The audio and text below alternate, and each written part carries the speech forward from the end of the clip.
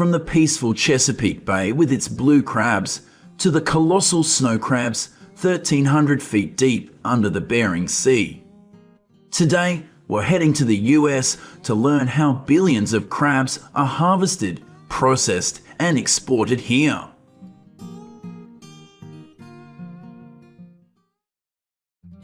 Our first stop is the California, Oregon, and Washington coasts, teeming with Dungeness crabs, the most commercially important crab in the Pacific Northwest. In 2022, 36.6 million pounds of Dungeness crabs were harvested and sold for $181 million. A female crab can hold up to 2.5 million eggs for 2 years. Crabs grow through shedding shells, which turn them from microscopically tiny to this big just after 2 to 3 years. Though Dungeness crabs can actually live up to 8 to 13 years, many are caught at about 4 years old or die from predators and environmental factors. This is why fishery authorities closely monitor crab population dynamics to ensure sustainable crabbing. Dungeness crab fishing season typically runs from November 4th to July 30th, but it's been pushed back 6 years in a row to protect humpback whales, which migrate from California to the breeding grounds in Mexico and Central America in the fall. Crabbing has always been a physically demanding job, but today machines like this window and GPS have made the job easier. The crabber's workday starts very early in the crab season. They prepare their boats and head out to the crab traps set yesterday. On the way there, they often prepare baits, which are fish and shrimp scraps. 175 to 500 crab traps are waiting for them every day, so every minute counts. When they reach the first buoy, the brightly coloured thing that marks the trap location, the captain will use the winder to bring the crab trap up and hand it to the shaker. The shaker will then shake out the crabs and put in new bait. Meanwhile, the culler will sort the harvested crabs. Only male crabs with carapace above 6.25 inches are legal to keep. Female crabs, recognizable by their wider aprons, and small male crabs must be released back into the sea to protect the species. The pot slider will clean the empty trap to prevent algae from forming on the tracks, and then hand it back to the shaker to set traps for the next catch. This process is repeated until the last trap. China is the largest importer of the US Dungeness crabs. According to the National Oceanic and Atmospheric Administration, in 2018, the US exported 2.8 million pounds of Dungeness crabs to China, worth nearly $20 million. When they return to shore, the fishermen will transport the live crabs to processing facilities. They are then neatly arranged in trays, cooked and flash frozen to preserve the freshness of the meat. Some cooked crab will be carefully picked from the shell and canned. Finally, they are packaged and shipped around the world.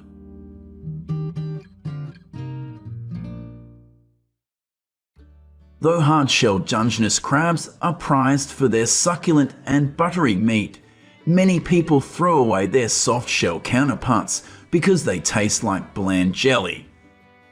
But for these crabs, it's a different story. These soft-shell blue crabs have made it a household name in the seafood market since the 1800s. Blue crabs are native to the Atlantic Ocean and the Gulf of Mexico. But the Chesapeake Bay in Maryland, home to an estimated 375 million blue crabs in 2023, is the largest blue crab center in the US. Thanks to the right salinity and water temperature, nearly half of all commercially caught blue crabs are hailed from here since 1976. The official blue crab fishing season starts on April 1st and lasts until the end of the year. Each vessel can deploy from 300 to 900 depending on the crabbing license. In addition to crab traps, commercial blue crab fishermen also use trot lines to harvest these crabs. They are allowed to catch those at least 5 inches long, and the rest are released back into the sea. Legal-sized blue crabs are categorized based on grade. Grade 1 male crabs can fetch $4.75 a pound. Grade 2 male crabs are $2.75, while factory-grade crabs sell for around 90 cents a pound. Fishermen also check for firmness and peeler signs. Unlike Dungeness crabs, soft-shell blue crabs are delicious and can be sold for twice the price of hard-shelled blue crabs. In fact, it's so sought after that many fishermen have invested in a tank system to take care of molting crabs at home. This entire process takes 2 to 3 hours, and within 2 hours after the shed, the new shell begins to harden. They are extremely weak and vulnerable during shedding, so only experienced fishermen know when it's the right time to package these crabs. Once offloaded at the dock, they will be transported directly to processing facilities. Here, blue crabs are steamed or boiled whole. Next, the cooked crabs are transferred to the picking area. Workers meticulously remove the white meat from the body cavity and legs of the crab. This delicate work requires both skill and speed, ensuring the crab meat isn't damaged. The picked crab meat can then be sold directly or processed into various products. Crab cans will be topped with a layer of ice to extend its shelf life during transport to restaurants and kitchens nationwide.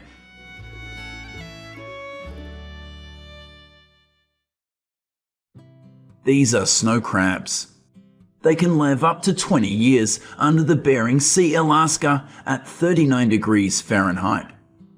However, the 2018 heat wave increased this seawater temperature by 37 degrees Fahrenheit, creating a domino effect that starved nearly 11 billion snow crabs to death. Typically, the snow crab season runs from July 1st to June 30th. But this devastating loss forced the US to ban snow crab fishing for 2 consecutive seasons to restore snow crab populations by 2029. You see, harvesting snow crabs is a risky job. It is ranked as one of the most dangerous professions in the US. But it generates more revenue than other crab fisheries, bringing in at least $150 million annually from 2012 to 2021. Additionally, since females can only carry up to 100,000 eggs at a time, snow crab fishing regulation is even stricter.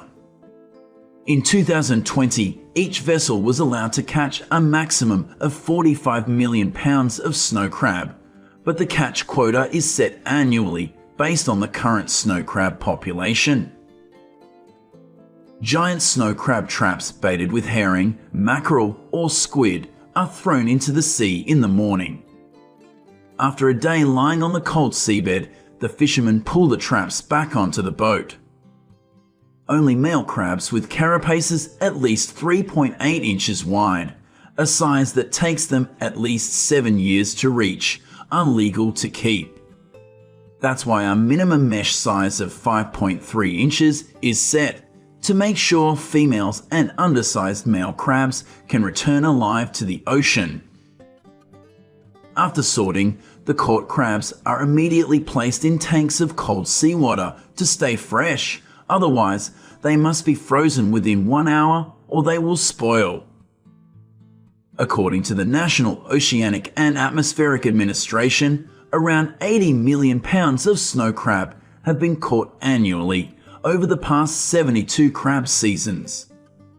The record-setting haul occurred in 1991, when fishermen caught a staggering 325.1 million pounds of snow crab here. Within 72 hours of capture, fishermen must accurately report their catch online to the fishery managers. The harvested crabs are quickly transported to St. Paul, Alaska, home to the world's largest crab processing plant. During peak crab season, they can process 50,000 to 500,000 pounds of crab a day. As the live crabs are put on this conveyor belt, they are killed automatically. These machines can handle 40 crabs per minute. Then, the crabs are separated from their main body, with only the legs and other edible parts retained.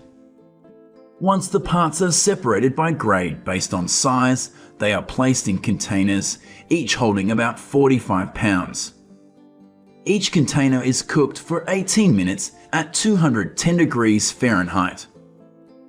After cooking, the crabs are cooled and dipped in a 92% saltwater brine at between 0 and 2 degrees Fahrenheit. Finally, they are soaked in fresh water to lock in the natural flavor and moisture for up to 2 years. The crabs are then moved to the packaging area, where 45 pounds of crab are put into bags and cardboard boxes. The boxes are stacked and placed in giant freezers. They can complete 6,000 to 8,000 boxes in a single day. To accomplish all this work, they require a workforce of 320 people.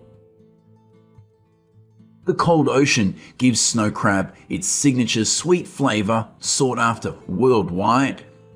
China, Japan, and Vietnam are the biggest import markets for snow crab, with each country placing around 3.3 million pounds of orders in 2021.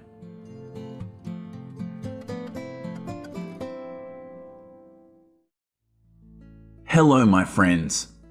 During the winter holidays, this is a good time to consider a table full of hearty oyster dishes. Oysters have held an important place on our dinner tables for centuries. But have you ever been curious about their origin? In today's video, we learn how American fishermen produce millions of pounds of oysters each year.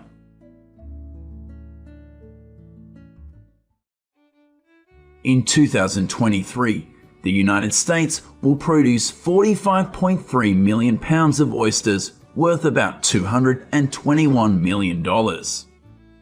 Oysters are typically produced in one of 3 different ways: natural, managed, and farmed. Natural oysters grow and reproduce without human intervention and are generally available for harvesting by anyone with the appropriate license.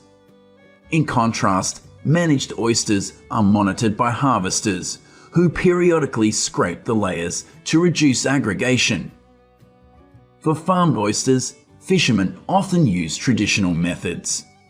They transport immature oysters to artificial beds where they continue to grow. In many parts of the world, oysters are grown on lines or in tanks, and this method is now being adopted in some regions of the United States. In eastern North America, oyster farming efforts began a century ago to restore overharvested oyster beds and improve yields. Oysters spawn in the summer when the water warms. This is the beginning of the oyster farming cycle, where fishermen will collect microscopic larvae. They provide a place for young oysters to settle and grow. Specifically, these oysters were purchased from Fisher's Island hatcheries and carefully managed in a nursery environment. The nursery is the intermediate stage for oysters to grow from 0.5 inches to nearly 1 inch. At this time, they will be introduced to farms, live in open water, and they will grow to market size. When they reach 1.5 inches, fishermen will transfer them to bags to fatten them up for the winter. Raise livestock but do not need to provide food. That's right, oysters are that kind of livestock. They can develop on their own without needing too much support from humans. In fact, once past the larval stage, oysters do not need to be fed because they filter food from the water column. In recent years, bottom cages have become a popular solution in the oyster farming industry. Oysters live on pieces of shell that are finely ground in the nursery before being put into cages. After that, the cages are submerged in water at rented locations at the river mouth for rearing. Vertical, multi-tiered cages allow farmers to grow more oysters. Additionally, oyster farming provides valuable estuarine habitat for juvenile fish and invertebrates. Oyster farms have transformed flat, unattractive estuarine habitats into more complex habitats. At the same time, it invites commercially and ecologically important species to forage and seek refuge. In Alaska, oysters grow in cold water with abundant plankton, so high-quality oysters are available year-round. Cold water also reduces bacterial contamination, prolongs storage time, and ensures safety when eating raw oysters. However, because they cannot reproduce either naturally or in the wild, all farmed Alaska oysters are imported as seed from hatcheries on the Pacific coast. These cages contain more than 30 million oysters. These tiny oysters are very difficult to maintain. They need constant care or the entire oyster crop could be wiped out. The best conditions for oysters to grow are between 60 and 80 degrees F. Before oysters spawn, farmers will control the temperature in the water tank to prepare them for the best environment. When oysters spawn, they release eggs and sperm directly into the water. After being put into the tank, they turn into larvae. About 1 billion oysters are born in these tanks each year. After placing baby oysters in nets, fishermen will anchor them in the ocean or on the beach. Here, oysters feed by filtering naturally occurring plankton in the water. During this period, farmers also regularly monitor the weather, because if there is too much rain, it will dilute the salinity in the water and affect the oysters. Depending on the type of cage, fishermen have a way to allocate the number of oysters accordingly. Oyster farmers with many years of experience often redistribute the number of oysters in the cage when the oysters reach average size. They want to reduce the quantity so they can achieve high quality before they reach the market. By removing oysters from high-density cages, about 85 to 90 oysters per cage. Then the farmer divides it equally among 3 different cages. The oysters return to the cages with more space to move and grow better. As the cold grey dusk begins to creep across the calm river, fishermen are trying to remove the layer of sand around the oyster shells and return them to the sea. They believe that the cleaner they keep them, the more water will flow into that shell. It takes about 18 to 36 months for oysters to grow to market size. After 6 months, the cage is removed from the water and the oysters are taken to the production facility. Here, machines will sort them by size. Those that meet standards are exported to the market, while the remaining small oysters will be released into the sea. Potential sites for oyster farms need to have good tides so that food can be easily transported to the site and waste discharged into the ocean. Of course, oyster farms must be close to seafood distribution markets. Weaving along the icebergs, the boat entered the oyster farming area. They pulled the oysters out in the 7-degree cold. The harvesting process was harsh, but also filled with pride, because they kept the area supplied during the winter. Farmers quickly brought the oysters to market so that when people ate the oysters, they would feel a little taste of the Maine coast. Similar to Maine, in Chesapeake Bay, oyster farming is a part of daily life for locals. Oyster farmers will take you to their oyster beds to flip the bag of oysters, then release them into the water or harvest them. Sounds easy, right? But in reality, this work is quite difficult. Oyster farmers have to spend hours underwater, rotating the oyster cages manually. Some oyster farmers have used technology to do this effectively. This idea also allows farmers to harvest more easily. They just stand on the boat and open each cage one by one. After decades of processed oysters, eating fresh oysters in the shell is increasingly popular. Like wine, oysters are famous for taking on the characteristics of the surrounding climate. So that's great if you live in New England and love oysters. New England oysters grow from cold, fertile waters, which gives them a particularly pleasant, umami-filled flavor. Now let's go on a journey to catch these natural oysters. At about 5:30, when it was not yet dawn, he set off, deciding to follow the GPS to look for oyster beds to exploit. Similar to a gentle warm-up, before the sun even appeared, he harvested the first batch of oysters. The work went on continuously until about 12 o'clock. He drove the boat back and sold them. Interestingly, oysters cannot move. Not a jot. They float down the stream, cling to rocks, and stay there for life, if all goes well.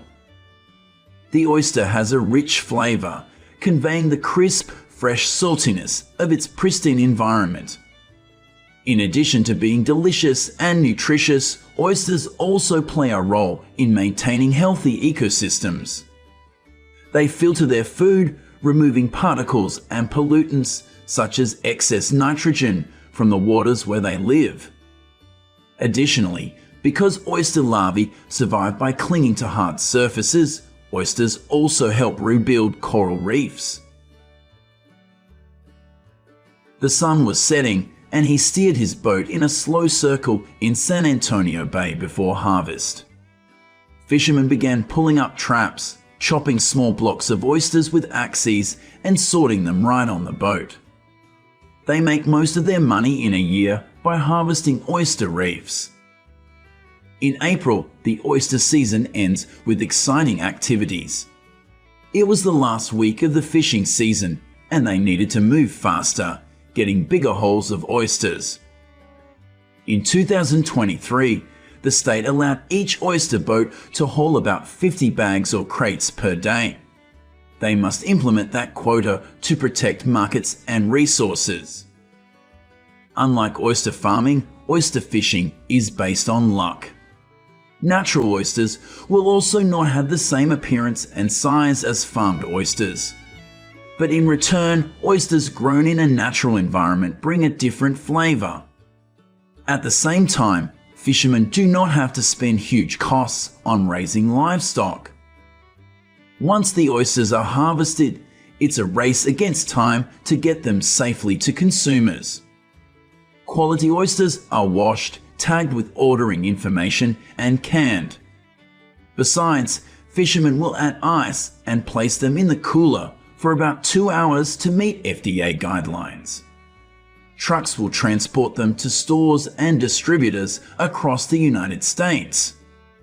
Finally, they appear on the dinner table like this, and you can pay 40 cents to enjoy each oyster.